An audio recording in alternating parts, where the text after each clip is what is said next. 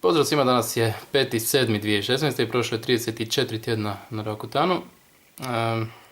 Ovaj tjedan nije bio nešto posebno dobar, nije bio nešto ni posebno loš. Bola mi glava možda 2 puta, krivizna sam išla jednom, ako se dobro sjećam. Ali nisam imao problema ni sa bolovima u leđima, a i koncentracija mi sam bila dosta dobra. Psihički sam bio, još uvijek jesam jako dobro. Mogli bi zoomirat. Lijeva strana je jako dobra, iako ima ovog crvenila ovdje i osjetim na dodaju da je hrapavo, ali ja mislim da će i to ubrzo putem.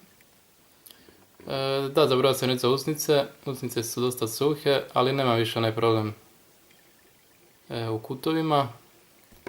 Sjećate se da je bilo dosta grdo. Desna strana je isto ok. I tu je isto hrapavo ovaj dio, tako da... Čak mi je drago da je hrapavo, zato što možda to znači da će se ovo crvenilo brzo maknuti.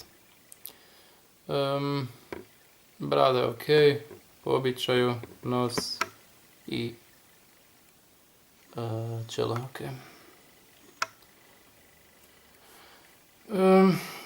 Da, pitaju me ljudi na Facebooku da li mi izlaze u zadnje vrijeme akne.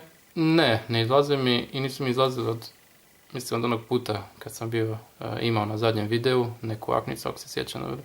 Tako da, s toj strane stvarno jako dobro. I nadam se da neće ne izlaziti ako je moguće ikad više. Eto ljudi, to bi bilo to i pozdravljam vas do idućeg tjedna. Bok.